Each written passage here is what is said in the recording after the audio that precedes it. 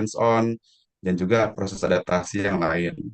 Kendala-kendala luar biasa pasti banyak, baik dari sisi administrasi, finansial, visa, penundaan studi, adaptasi lingkungan baru, bahasa baru, sistem rumah sakit baru, dan juga bahasa-bahasa jargon medis yang baru. Ini detailnya nanti kita bisa sharing. Dan LPDP ini kan hanya satu porsi ya. Tentu sebelum LPDP jauh ada persiapan, setelahnya juga ada. Jadi RSAB ini kita sistemnya rapi bahwa kita dari awal diminta untuk buat roadmap rumah sakit, roadmap bagian, membuat term of reference, membuat rancangan kinerja, kemudian rencana pengembangan SDM dan lain-lain itu sudah kita siapkan mungkin dari bertahun-tahun lalu, 5 tahun lalu bahkan lebih, sehingga itu menjadi pijakan kita sudah melihat ada peluang dan ada opportunities apa di luar sana, kemudian kita bergerak ke arah tersebut.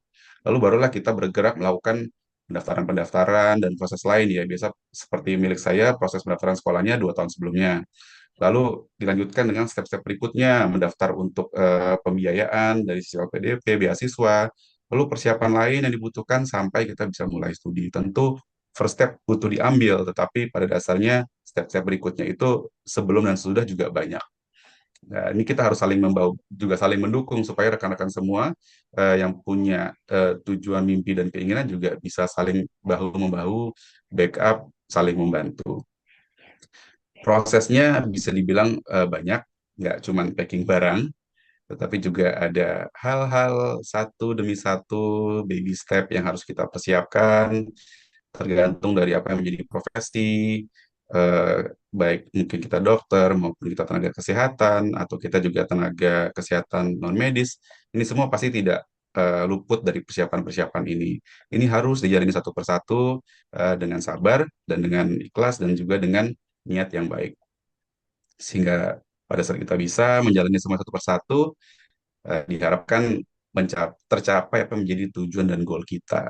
Sehingga dengan semua persiapan yang banyak ini, kadang juga mungkin orang di sebelah, di sekitar kita akan bilang, wah, lu gila ya gitu. Karena mungkin banyak hal yang harus kita perjuangkan, banyak hal yang harus kita korbankan, namun selama memang tujuan kita itu baik, pasti akan diberi jalan. Pada dasarnya apa yang mau kita inginkan, kita membuat berusaha untuk upgrade mindset kita ya. Salah satu hal yang mau saya share saat kali ini nggak banyak. Mungkin tujuan mencari global opportunities adalah melihat gap. Gap itu tidak selamanya jurang perbedaan atau pembedaan. Jadi tidak selamanya bumi langit. Tapi mungkin kita juga dapat melihat bahwa gap itu bisa kondisi kita saat ini dan apa yang menjadi potensi kita sebenarnya yang bisa kita kembangkan. Itu juga gap. Sehingga dengan kita mencari global opportunities, kita belajar, oh posisi kita di sini seperti ini dan nanti kita bisa capai posisi seperti ini. Dan kita berusaha mengejar eh, gap tersebut sehingga kita bisa mencapai apa yang menjadi potensi kita yang sebenarnya. Ini dari lingkup rumah sakit, sistem, maupun individu-individu kita, baik dokter maupun medis serta non-medis. Gap itu bisa berasal dari gap knowledge, kemudian gap exposure, kemudian bisa juga gap perspektif, gap network, dan juga gap sistem. Itu hal-halnya banyak, mungkin saya nggak akan share terlalu detail. Untuk menutup sedikit sharing saya kali ini, saya mau sedikit bagi kutipan sebagian dari esai yang saya buat untuk LPDP dan saya persiapkan sebelum saya sekolah. Ini kira-kira untuk merefleksikan kondisi apa yang mendorong saya untuk melanjutkan studi ini. Jadi, saya menyaksikan secara langsung kebutuhan mendesak akan dokter ahli yang dapat melakukan tindakan minimal invasif pada pasien anak untuk menangani berbagai kasus sulit dan kompleks. Situasi dan kondisi saat ini sudah tiba pada titik di mana kami menghadapi tantangan berupa keterbatasan pengalaman dan skill yang memberikan batasan dalam memberikan layanan paripurna. Saya dan tim, terutama di RSAB Harapan Kita, kami mulai menghadapi kasus-kasus yang melebihi kemampuan serta kapasitas tata kelola kami, baik di level dokter sebagai individu, dalam tim, maupun tidak hanya di RSAB, namun juga di tingkat rumah sakit yang lebih tinggi dan regional. Hal yang sama pun saya percaya juga terjadi di mayoritas rumah sakit di Indonesia. Namun sayangnya, mayoritas pasien di Indonesia tidak memiliki kesempatan untuk mencari opsi terapi di negara lain yang lebih maju karena keterbatasan fasilitas, akses, serta dana. Terima kasih rekan-rekan semua, sedikit sharing dari saya. Saya tunggu setelah ini diskusinya, namun sebelumnya juga ada nanti sharing dari rekan kita, Dr. Luna. So it's not a goodbye. Jadi saya hanya belajar sebentar. Kita akan ketemu lagi di bulan Oktober. Terima kasih. Ya, terima kasih Dokter Rido. Selanjutnya kita akan mendengarkan paparan dari Dokter Luciana Uli Simbolon SPAMSC. Kepada Dokter Luna, waktu dan layar kami persilakan.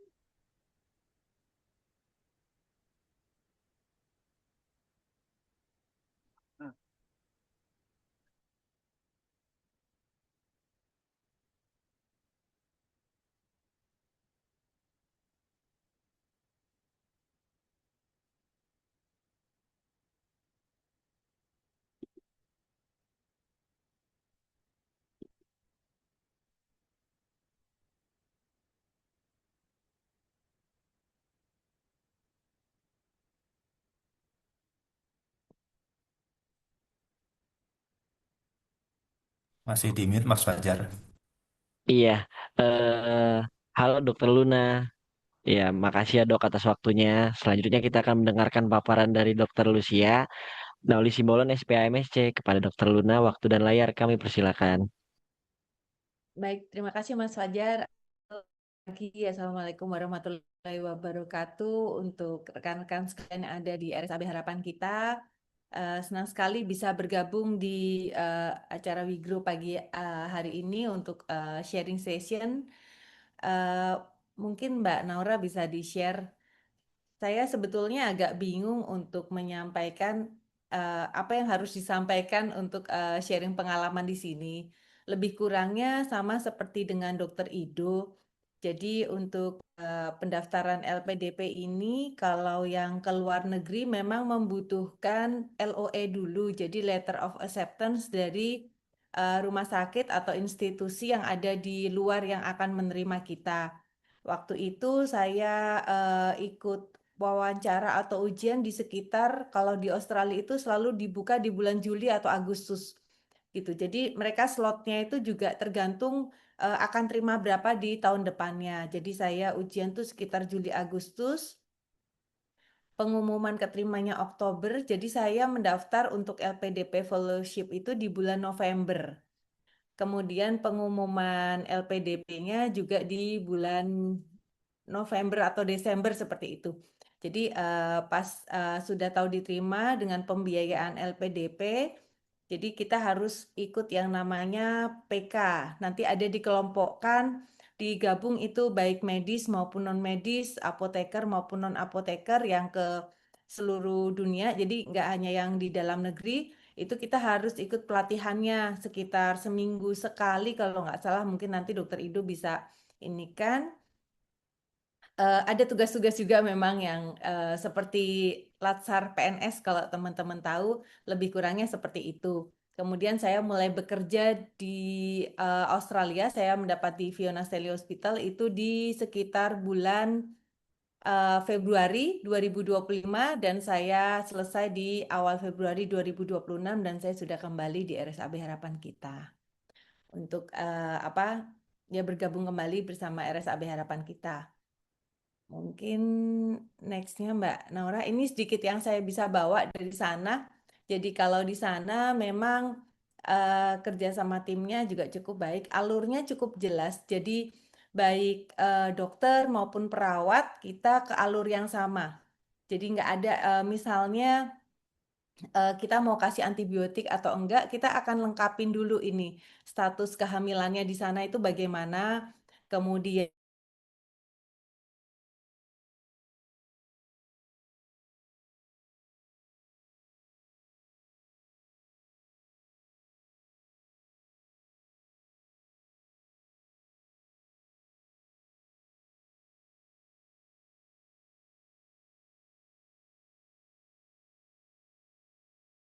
kemudian semua mengacunya ke guideline.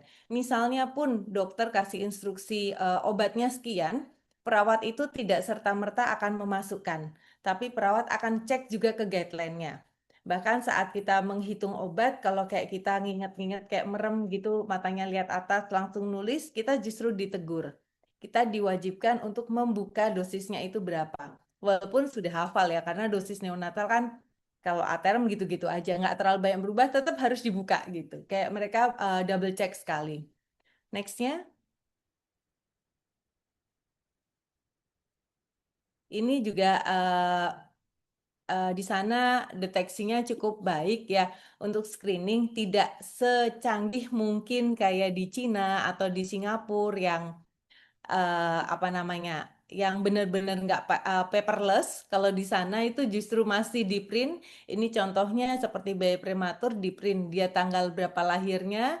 Jadi ini untuk pengingat kapan kita harus USG kepala, kapan kita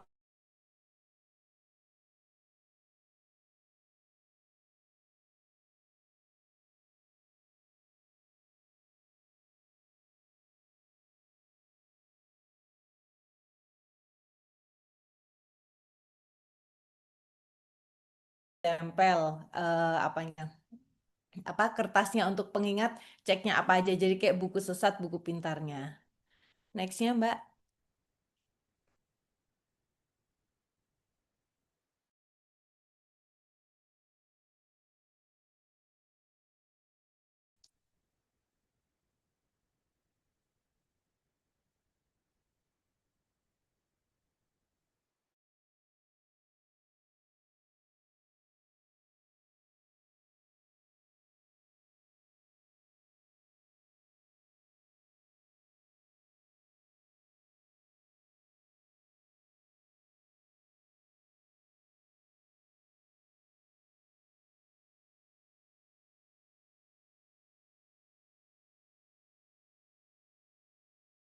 Cuman tetap dipasang di nurse station ya, karena mereka juga rumah sakit pendidikan di mana banyak tenaga eh, perawat baru yang sedang belajar gitu.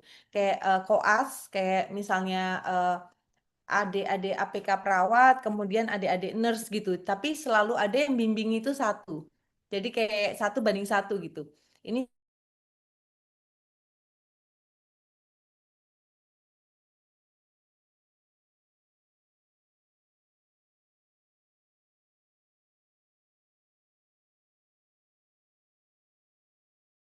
kanan ini kalau misalnya eh, di layar monitor ventilatornya itu tidak terbaca, mereka ada clue-cluenya apa aja yang harus dicari. Nextnya, ini mohon maaf nih sharing sessionnya lebih ke pengalaman selama di sana ya mungkin karena udah kembali ya. Nah, ini saya mencoba menggabungkan nih apa aja yang bisa kita lakukan di sini. Misalnya untuk infeksinya juga ini sudah baik ya karena cairan yang isinya campuran elektrolit mau campur di farmasi kita dengan ruang steril.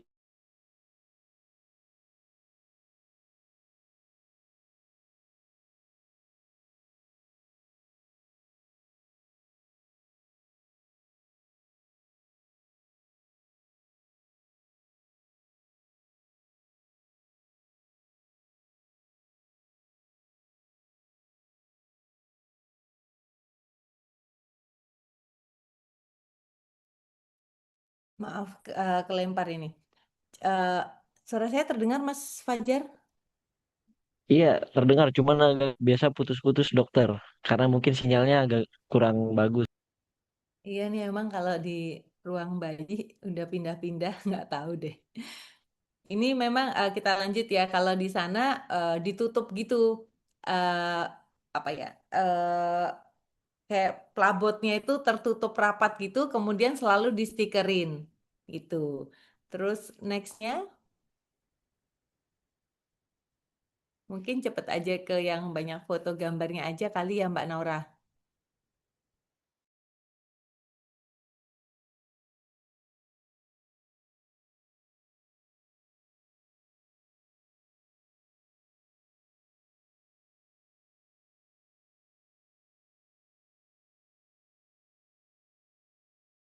Jadi mereka yang membagi itu juga dari bagian gizi.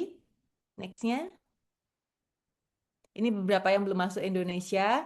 Kemudian ini sama sih untuk USG kepala yang kita lakukan di RSAB harapan kita itu sudah sama dengan sana untuk ekonya, USG kepala, kemudian retinopati prematuritas, lebih kurangnya sana, lebih kurangnya sama. Nextnya. Nah, ini untuk memberikan MIS juga kita kalau di sana harus pakai alat, jadi nggak bisa berdasar mata gitu. Terus kalau satu melakukan tindakan harus ada orang lain yang menemani. Contoh paling simpel pasang infus. Jadi kalau di sana nggak mungkin ada satu orang yang pasang infus, selalu ada dua orang, satu untuk megangin. Nah, kalau kita memang lebih canggih sebenarnya skillnya karena satu orang aja udah bisa. Nextnya. Ini juga positioning. Ini kalau teman-teman lihat ada di atas bayinya ini ada kayak kain bentuk love. Itu nanti ditukar sama ibunya. Jadi ibunya bawa kain love-nya ini, maaf di payudaranya ditukar. Jadi untuk penciuman. Kalau penelitian yang sudah ada di Australia itu lebih ke neurodevelopmental. Jadi bukan ke infeksi lagi karena memang angka kematiannya nol. Nextnya lagi. Nah, ini juga sama, ini cuman kata-kata kunci untuk apa namanya transfusi darah itu butuh berapa, apa saja itu selalu ditempel di nurse station. Jadi malah justru kayak ditunjukin gitu. Cuman mungkin kalau ada audit mereka juga sama sih seperti kita. Jadi kayak dicopotin juga sama mereka. Nextnya. Ini contoh salah satu pasien, mereka memang satu kamar, satu pasien untuk pasien yang kritis. Ini contohnya pasien dengan asfiksia, karena di sana juga cukup banyak bidan atau apa orang yang mau kembali ke alam, jadi waterbird itu cukup banyak. Tapi efek sampingnya kan memang asfiksia.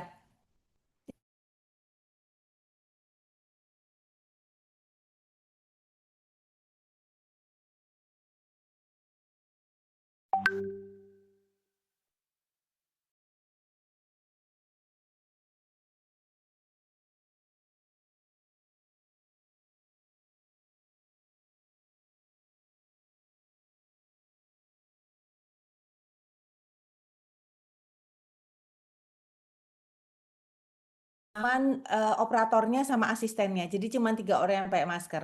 Jadi yang lainnya nggak pakai masker.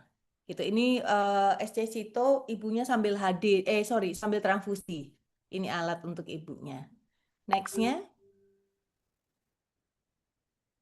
Nah, ini yang bagus sekali yang mungkin harusnya bisa kita tiru di Indonesia adalah NETS. NETS itu ambulans transport untuk neonatusnya. Jadi benar-benar alatnya itu satu set, nggak bisa dipisah-pisah, ada monitornya, dan kalau di sana petugasnya itu petugas khusus yang ini Nets. Jadi baik itu rujuk ke atas, ke rumah sakit atas maupun rujuk balik ke bawahnya, mereka harus memastikan bahwa yang menjemput ini yang paham dengan kondisi neonatus. Nextnya. Oke, terima kasih Mas Fajar atas kesempatannya. Sudah hadir kembali, sudah memenuhi eh, syarat LPDP untuk kembali ke Indonesia. Terima kasih. Oke, terima kasih dokter. Terima kasih banyak kepada dokter Ido dan dokter Luna atas materi yang sangat bermakna dan inspiratif. Semoga apa yang telah disampaikan dapat memotivasi kita semua untuk berani bermimpi lebih besar, melangkah lebih jauh, serta memanfaatkan setiap peluang yang ada hingga ke tingkat global. Selanjutnya, kita akan memasuki sesi tanya jawab. Bagi Bapak Ibu yang ingin bertanya, dipersilakan menggunakan fitur Raise Hand atau dengan menuliskan pertanyaan di kolom chat. Mari kita manfaatkan sesi ini untuk berdiskusi dan memperkaya pemahaman kita bersama.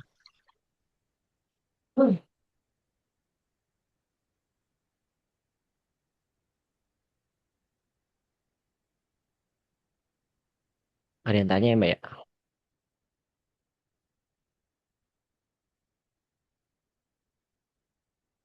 Ya, mungkin pertanyaan dari saya, dokter ya.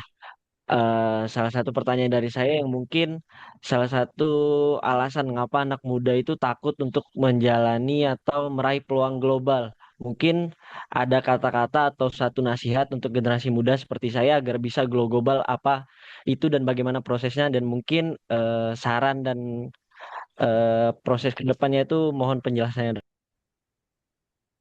Ya, Mbak Luna atau aku dulu, Dokter Luna. Ido aja dulu, Ido. Oke ya wes. Soalnya untuk generasi muda Ya, makanya berasa tua loh. oke, pertanyaan sebenarnya menarik gitu dari Mas Fajar nih. Jadi generasi muda. Nah, muda itu biasa kan menjejaknya juga beda ya. Misalkan di sini saya dibilang saya dikira usia saya 10 tahun lebih muda gitu karena mungkin orang di sini tampangnya lebih berusia gitu kan. Jadi dikira saya muda banget gitu. Padahal saya tidak semuda itu gitu. Jadi dan mungkin ada juga yang lebih muda dari saya tapi mungkin sudah lebih banyak tanggung jawab. Nah, jadi baik sudah muda dan kita ini berdua saya dan Dokter Luna ini kan mungkin juga nggak muda-muda amat ya, tanggung jawabnya juga udah banyak yang harus diurusin juga banyak gitu. Ya banyak pengorbanan, banyak kesulitan gitu ya. Jadi semua pun apapun dimanapun masa hidup kita saat ini, semua pasti punya tantangan, pasti semua punya kesulitan gitu. Jadi tinggal kita berani nggak tadi beyond border juga beyond dari urusan nyaman kita.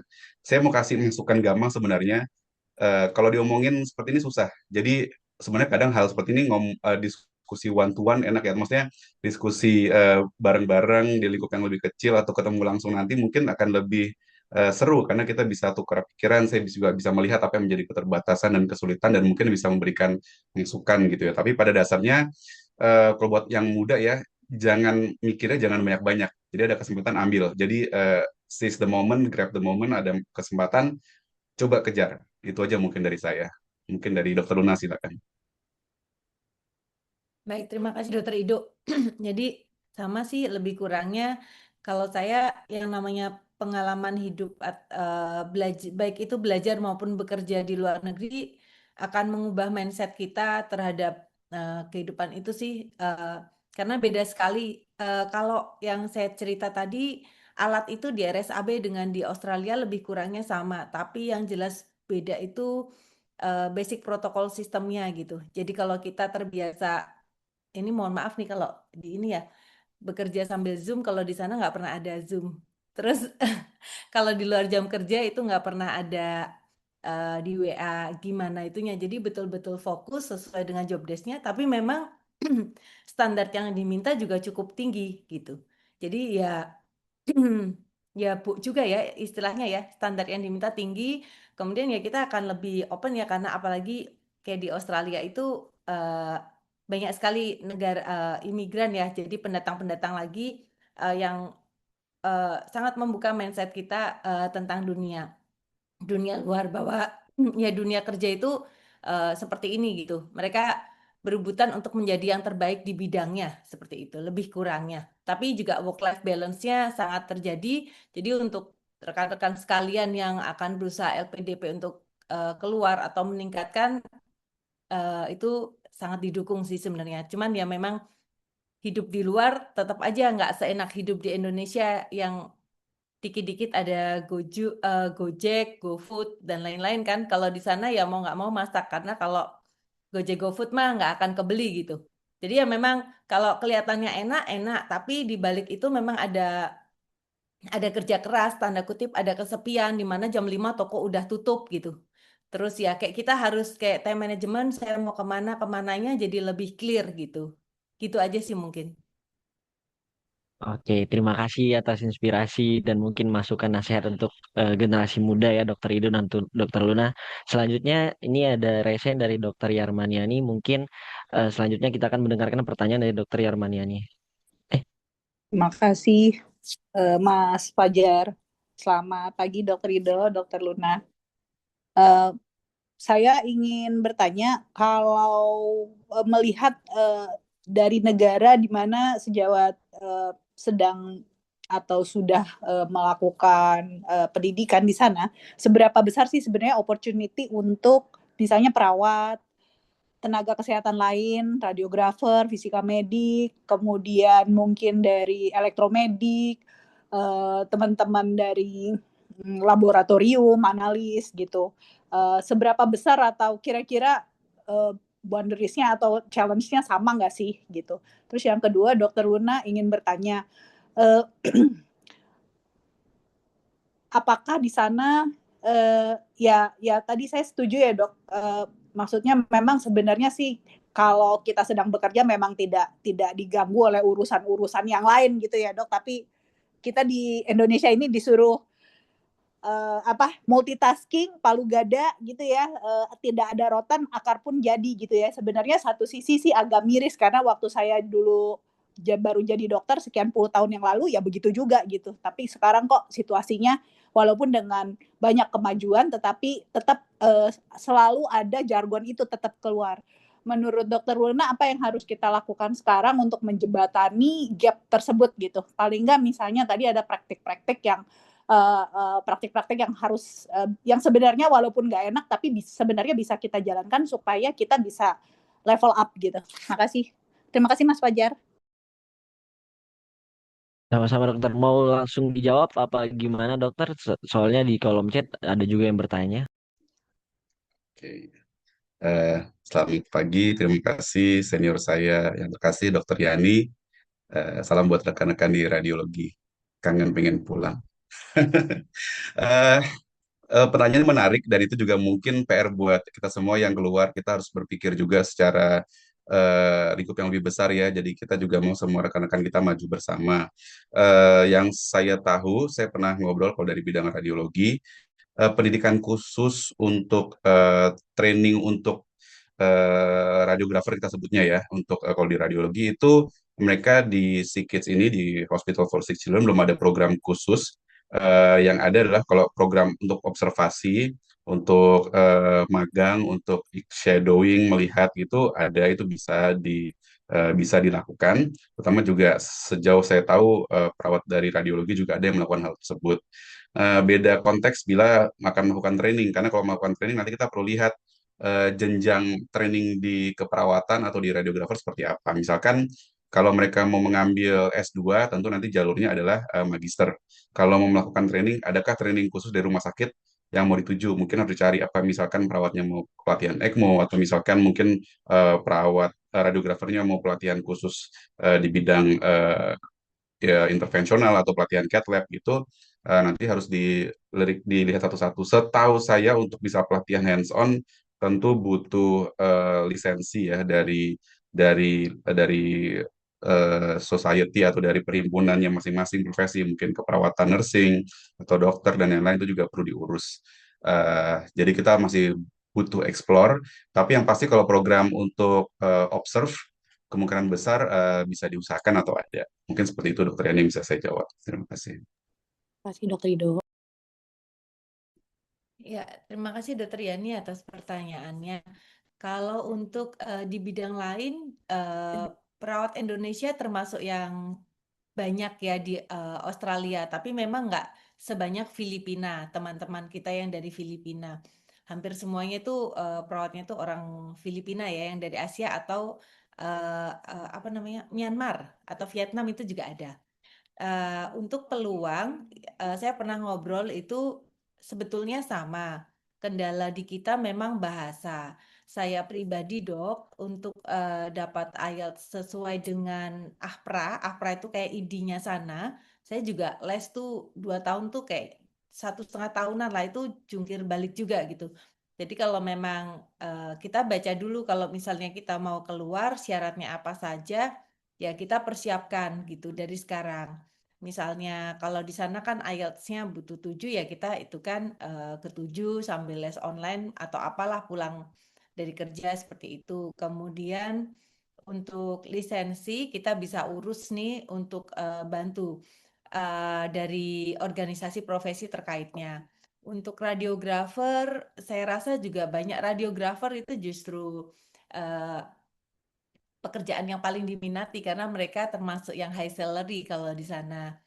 Jadi malah kayak rebutan memang. Jadi orang lokalnya yang suka itu untuk jadi radiografer. Karena di sana kan bayar lemburnya mahal. Jadi kalau misalnya jam malam yang membaca itu justru radiologi yang ada di London atau di Inggris. Karena mereka kan sama-sama negara apa? Adalah hubungannya gitu. Jadi radiologinya itu nggak pernah baca malam. Karena kalau membaca malam dihitungnya lembur. Biayanya mahal jadi double. Kebalikannya kalau di Inggris malam, radiologi yang dari Australia yang baca gitu. Jadi ya cukup seru sih untuk tahu oh ternyata sedalam itu. Kalau untuk skill saya percaya sih kalau teman-teman semua yang kita lakukan di sini itu sebetulnya mirip-mirip. Cuman ya kita harus menerapkan high standard karena mereka kayaknya ya high standard banget di sana. Misalnya pasang infus itu merupakan tugas kami dokter. Itu ditulis tuh misalnya ada saya nusuk nih 2 kali gagal, ya terus pemain lain yang harus menggantikan untuk pasang infusnya gitu. Kadang sih ya beberapa kali jiper juga ya karena yang biasa pasang dan jago nusuk kan kalau di sini perawat, apalagi kalau pas udah malam gitu kan ya, ya lebih kurangnya seperti itu. Makasih Dokter Luna, insightful. Sama-sama.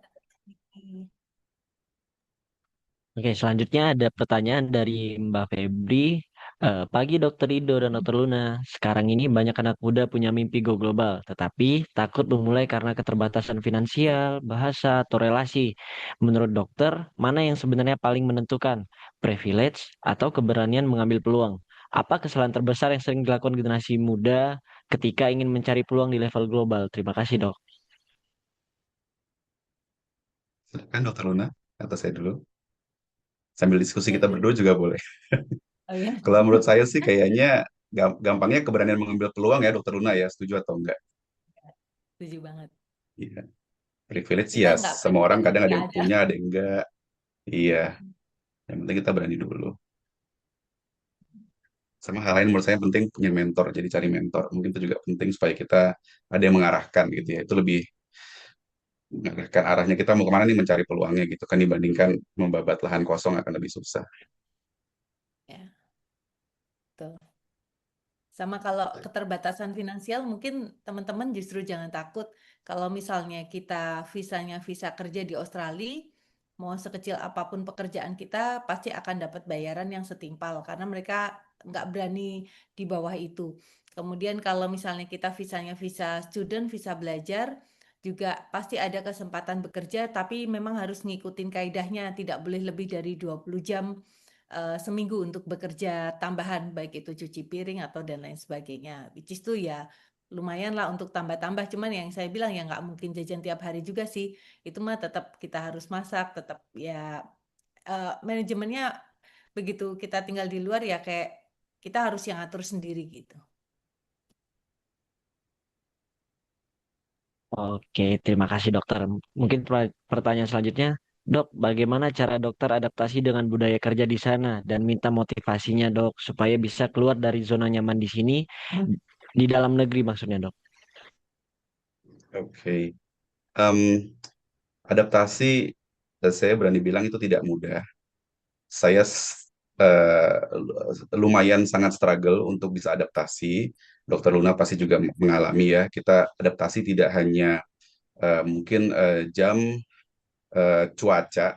Kayak kebetulan kemarin pada saat saya datang itu baru mulai mau dingin. Jadi di Kanada itu musim dinginnya mungkin total 6 bulan. Jadi setengah tahun itu dingin terus. eh itu terakhir paling rendah sampai -20. Buat saya yang orang tropis yang kalau setiap malam di Jakarta saya tidur nggak pakai AC, saya struggle banget dengan dengan cuacanya. Jadi saya sulit adaptasi. Kedua adalah bahasa. Bahasa tidak hanya bahasa Inggris percakapan, bahasa Inggris medis, bahasa Inggris percakapan medis mendalam, diskusi penelitian mendalam, kemudian bahasa medis di sistem, kemudian jargon-jargon medis ya itu karena kita jadi langsung melakukan pelayanan langsung ke pasien, kita juga jelasin ke keluarga pasien itu semua dalam bahasa yang berbeda itu di awal sangat struggle. Ketiga, kadang kita juga mengalami imposter syndrome. Kita datang ke center yang besar, kita orang dari other part of the world, negara di mana gitu ya, mungkin mereka juga nggak pernah ke negara kita. Kadang kita juga adalah rasa-rasa minder gitu ya mungkin dan itu kayak kita berusaha nggak ingin salah, kita berusaha nggak buat kesalahan, eh, berusaha untuk jadi yang terbaik, mau bahwa kita dari mana mereka tahu akhirnya orang dari Indonesia tuh bisa performa baik dan itu semua juga membuat kita akhirnya setiap hari, setiap awal-awal mulai jadi deg-degan, takut, pas jaga mau tidur juga susah dan itu semua baru terasa nyaman kira-kira setelah 6 bulan berjalan dan mungkin pengalaman setiap orang bisa berbeda. Monggo Dokter Luna kalau mau sharing adaptasinya. Iya, sama. Heeh. Struggle banget, apalagi kalau pas jaga terima kita kan biasa cuman bawa HP, kalau di sana pakai pager jaga, jadi nggak ada alasan HP-nya lowbat kan, dan Iya, tiap 2 menit atau 3 menit tuh harus di tap gitu, jadi emang berisik banget. Udah gitu eh, struggle dengan bahasa, orang Australia kalau ngomong Inggris kayak kumur-kumur ya, jadi saya betul. pusing banget, saya pernah sering banget nyasar Bayang, kayak kamar 14 atau 41. Jadi saya eja juga 14 atau 41. Untungnya di betul. sana juga banyak rekan-rekan pendatang ya, yang dokter pendatang atau perawat pendatang. Jadi nggak pada ngetawain sih. Mungkin budaya kita lebih ke malu, tapi di sana ya biasa aja gitu. Nggak tahu kalau mereka ngomongin di belakang kita sih kayaknya nggak juga. Cuman get into the systemnya itu memang butuh 3 bulanan buat kita. eh, Kalau saya pribadi untuk oh habis ini alurnya ke sini ke sini ke sini seperti itu. Bahkan ya karena mereka sistem pasiennya lahiran spontan tengah malam ya kita harus standby. Tapi karena itu jaga, itu aja sih mungkin. Oke, ada pertanyaan selanjutnya lagi nih dok. Izin dok, dalam memilih lembaga pendidikan di luar negeri, apakah lembaga pendidikan tersebut mensyaratkan pembatasan usia jika ingin pendidikan di sana? Pertanyaan dari Bu Rita Yuliani. Saya pribadi nggak bisa menjawab secara detail, nanti harus dilihat secara khusus kayaknya di masing-masing lembaga pendidikan. Namun satu share cerita unik dari luar negeri, orang itu tidak terlalu membatasi usia untuk sekolah. Saya punya kakak kelas yang udah selesai program fellowship, dia dokter dari Turki. Di Turki dia udah profesor, kemudian dia sekolah fellowship lagi di Kanada. Usianya tentu saja ya udah di atas 55 gitu ya. Tapi mereka tetap menerima dan juga hubungannya baik gitu antara pengajar dan juga fellow dan hal seperti itu wajar di beberapa negara di luar. Mungkin Iya, lebih kurang sama Bu Rita, nggak ada batasan usia sih kalau di luar negeri, dan sangat menghargai kita seberapapun tuanya, mudanya kita, itu nggak pernah dipandang remeh, karena kalau kita sudah diterima di tempat tersebut, kita sudah punya basic standar yang sama dengan yang lain gitu. Jadi saya nggak pernah tahu sih ada standar usia di sana. Tahu saya yang jadi standar itu kemampuan atau keahlian kita di sana itu yang sudah disertifikasi. Tanya selanjutnya ada dari Dokter Aryani, Dokter Ido, dan Dokter Luna. Apa boleh di-share kepada teman-teman RSAB? Apa yang membuat dokter berdua memutuskan untuk belajar ke luar negeri? Juga apa benefit yang didapatkan dibanding dengan bila tidak pergi? Minggu Dokter Luna silahkan yang ini duluan. Oke, terima kasih Dokter Aryani atas pertanyaannya. Jadi memang yang memutuskan kayak kami, terutama tim Perina untuk selalu ke luar negeri karena kita sudah berada di top referral di rumah sakit rujukan pusat. Jadi kita harus belajar dari luar untuk lihat apakah di luar negeri itu lebih kurangnya sama atau tidak dengan yang kita lakukan di sini. Yang saya sharing tadi, kalau dari sisi alat, dari sisi apa, neonatologi itu lebih kurangnya sama, Dok. Cuman yang membuat beda itu basic system. Contohnya adalah misalnya pasien baru lahir, kalau di sana langsung tuh dokternya pasang infus dan lain-lain sehingga antibiotik bisa diberikan langsung. Sementara di kita kan rasio perawat dan pasiennya itu lebih banyak. Jadi kayak pemberian antibiotik dalam 1 jam pertama itu hampir pasti kelewat karena nunggu suhunya, nunggu apanya. Bahkan inkubatornya aja kan kita sering baru dipakai, udah langsung diganti lagi. Jadi kayak turnovernya sangat tinggi. Sementara di sana tidak terlalu seperti itu. Hal-hal kecil seperti itu sih. Kemudian eh, apa yang pencegahan infeksinya juga kayak barang-barang yang seharusnya disposable ya memang disposable di sana. Kalau kita kan harus nunggu bentar dok, nunggu disterilkan atau untuk tindakan masih menunggu persetujuan MPP dan lain-lain. Jadi hal-hal kecil gitu yang harusnya bisa dilakukan dengan cepat, jadi nggak bisa cepat. Itu sih kalau menurut hemat saya itu yang bisa dilakukan dan yang beda banget adalah niat mereka untuk datang untuk bekerja itu sangat tinggi ya. Jadi nggak disambi. Jadi ya memang fokus kalau saat bekerja itu benar-benar fokus untuk menyelesaikan pekerjaannya. Dia tahu apa yang dia kerjakan, contohnya saat operan gitu, dia tahu apa yang harus dia kerjakan gitu. Jadi nggak nyatet yang nggak penting. Tapi saat istirahat pun juga mereka tidak diganggu sama sekali gitu. Saat istirahat ya di situ benar-benar ada yang sambil TikTokan, sambil apa gitu, makannya apa gitu, itu ya oke aja gitu. Itu sih yang memutuskan karena ya memang kita udah di top referral ya dok, jadi kita harus belajar keluar gitu. Makasih. Oke, terima kasih Dokter Aryani untuk pertanyaannya. Saya jawab di dua sisi yang berbeda, di sisi saya pribadi dan nanti sisi lain yang berhubungan dengan profesi kita sebagai dokter. Kalau dari sisi saya pribadi, kenapa saya memutuskan untuk belajar keluar? Karena saya mendalami suatu bidang yang memang baru, jadi artinya di Indonesia belum pernah ada yang secara formal training di bidang tersebut, dan memang center pendidikannya yang high volume dan juga high referral dan juga yang inisiasi pertama itu ada di luar. Memang ada beberapa pilihan seperti di Amerika, di Kanada, di Inggris, di Australia. Namun memang untuk beberapa negara ada yang lebih gampang, ada yang lebih mudah, ada yang sangat susah gitu ya. Seperti kita tahu kalau dokter mau ke Amerika harus lulus penyetaraan S1. Beberapa rekan-rekan kita ada, namun kebetulan saya belum pernah mengambil, jadi saya tertutup kemungkinannya masuk ke Amerika untuk fellowship. Saya baru tahu bahwa Kanada membuka suatu kesempatan untuk dokter bisa fellowship tanpa perlu melakukan penyetaraan gelar S1 selama urusannya adalah fellowship atau training di bawah supervisi. Jadi itu tetap diperbolehkan. Beda cerita kalau praktek. Sehingga di situ saya melihat ada peluang untuk pergi ke negara ini untuk juga belajar hal baru tersebut. Yang kedua, kalau mau melihat dari sisi secara profesi, tentu biasanya kita memutuskan untuk belajar keluar karena kita mau memperkecil gap yang tadi saya sebutkan tadi ya. Gap itu bisa macam-macam. Saya bahas dari mulai gap knowledge karena biasanya teknologi berbeda. Mungkin di rumah sakit sini sudah sampai punya PET scan sendiri gitu ya, dan karena memang itu disediakan pemerintah dan itu memang privilege mereka. Sistemnya juga mungkin sudah dibangun, tapi juga ini bukan dibangun baru karena seperti rumah sakit ini udah ada dari tahun 1800-an gitu kan. Jadi artinya mereka udah perjalanannya sudah panjang gitu. Mereka udah develop sedemikian rupa dan itu adalah masa perjalanan yang kita nggak bisa kejar dan kita harus belajar di tempat mereka.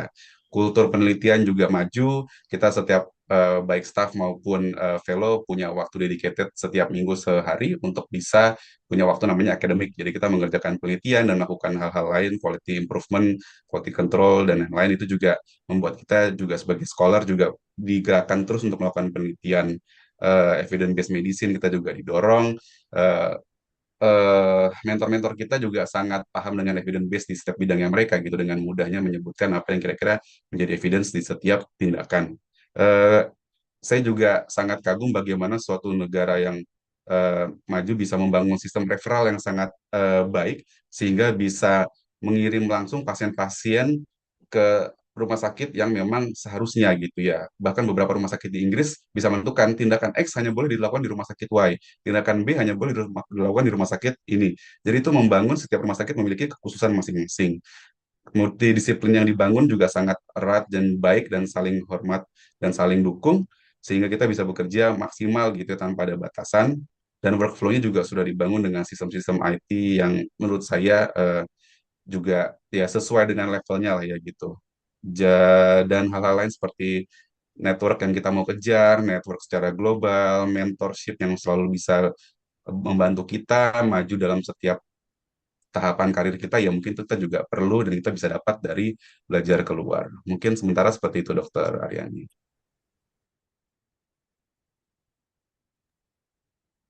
Oke, terima kasih Dokter Luna dan Dokter Rido.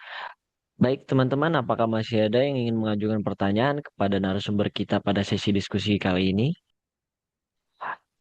Ada yang bertanya, Dok, IPE dan IPC di luar Kanada dan Aussie sudah sangat bagus ya, Dok? Atau seperti apa? Pertanyaan dari Pak Koko, Dok.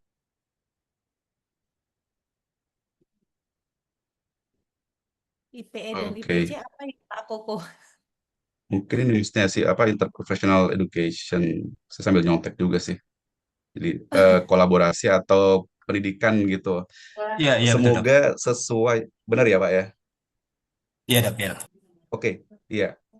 Di sebelah ruangan saya itu ada satu perawat senior, dia tugasnya memang nurse educator, Pak. Jadi ada beberapa yang memang sudah dilatih dan kemudian memiliki posisi sebagai interprofessional educator. Dan itu benar, Pak, di beberapa negara seperti ini itu tingkatan profesi khusus bagi beberapa tenaga medis bahwa mereka akhirnya setelah punya banyak pengalaman mereka menjadi edukator profesional yang di kalangan rumah sakit. Jadi mereka bisa berkeliling ke semua bagian, sharing, punya jadwal ngajar secara rutin gitu ya dan menjadi edukator interprofesional. Mungkin kira-kira seperti itu, Pak. Bisa juga dikembangkan di tempat kita dan saya yakin juga sudah ada seperti perawat-perawat senior kita yang saling mengajarkan satu sama lain ke bagian-bagian yang berbeda.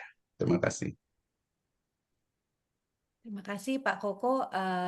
Jadi IPE dan IPC-nya iya sangat bagus. Jadi mereka ada standar tertentu perawat mana yang membimbing, perawat mana yang belum jadi pembimbing gitu. Kemudian kalau membimbing ya rasionya kayak paling banyak itu student saya ingat kayaknya 1:3 itu paling banyak gitu.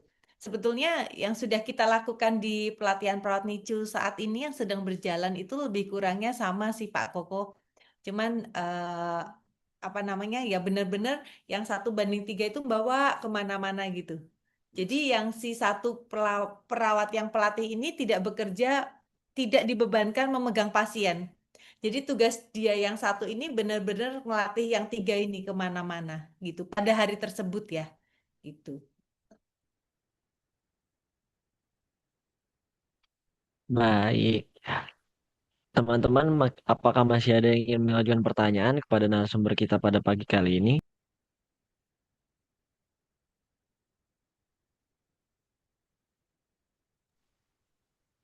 Baik, jika tidak ada, saya persilakan kepada Dr. Lina dan Dr. Ido untuk memberikan closing statement dan pesan terakhir bagi teman-teman untuk peserta webinar. Saya persilakan.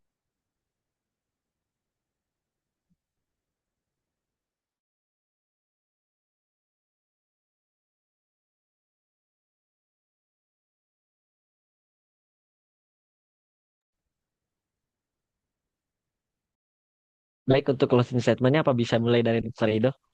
Oke, baik. Terima kasih Pak Fajar dan juga rekan-rekan semuanya.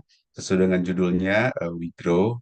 Jadi kita yakin eh, kita bersama-sama bisa saling bahu-membahu, kita bertumbuh bersama, we grow together gitu dengan melihat eh, bahwa banyak opportunity yang bisa kita dapat, kiranya kita bisa keluar dari border kita masing-masing atau dari zona nyaman kita, kemudian bersama-sama belajar, melihat kira-kira global opportunities apa yang bisa kita kejar. Tujuannya adalah untuk sadar bahwasannya kita tahu di mana posisi kita dan yang paling penting adalah kita tahu apa menjadi potensi kita, sehingga kita bisa mengembangkan potensi kita sebaik mungkin sesuai dengan kemampuan kita dan dengan opportunities tersebut yang ada yang kita bisa jalankan. Terima kasih.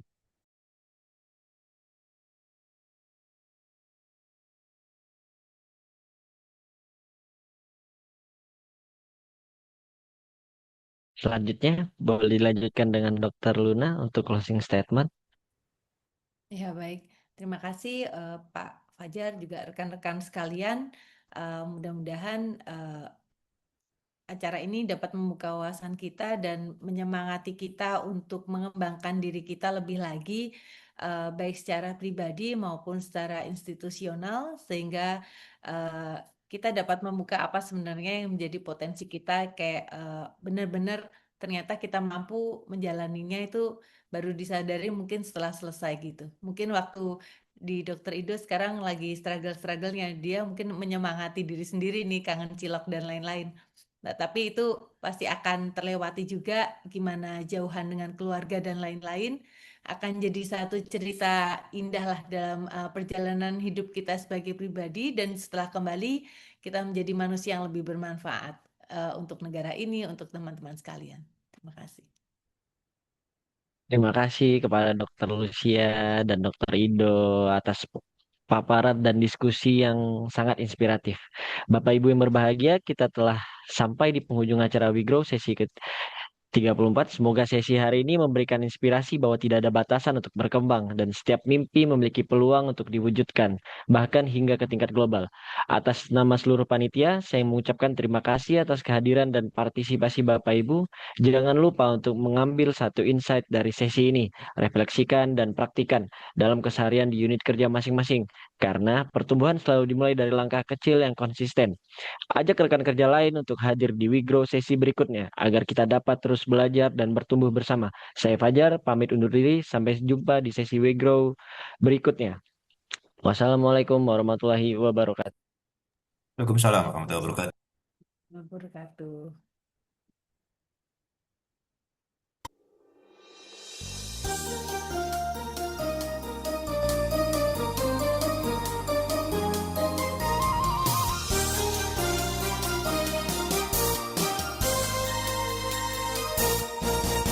Wahai perempuan Indonesia, tercipta sebagai ibu bangsa, melahirkan insan yang mulia, sehat dalam jiwa dan raga.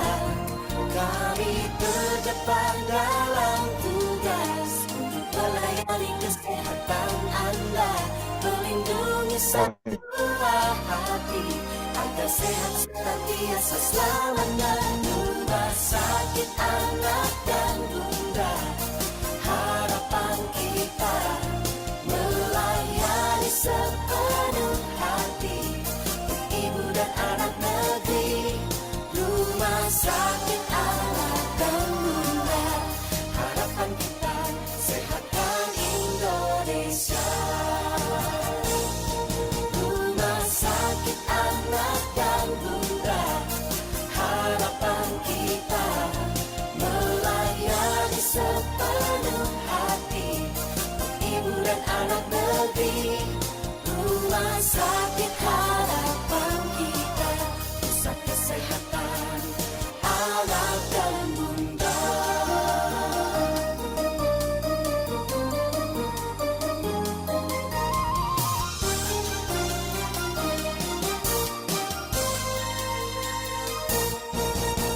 Wahai perempuan Indonesia, tercipta sebagai ibu bangsa, melahirkan insan yang mulia, sehat dalam jiwa dan raga.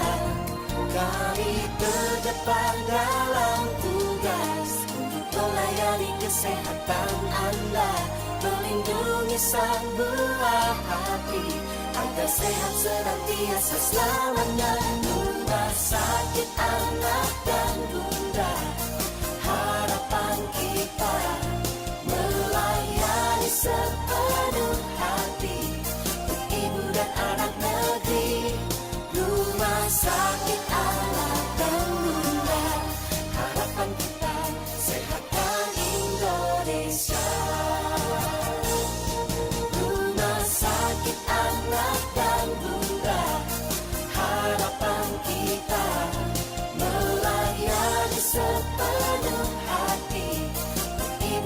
anak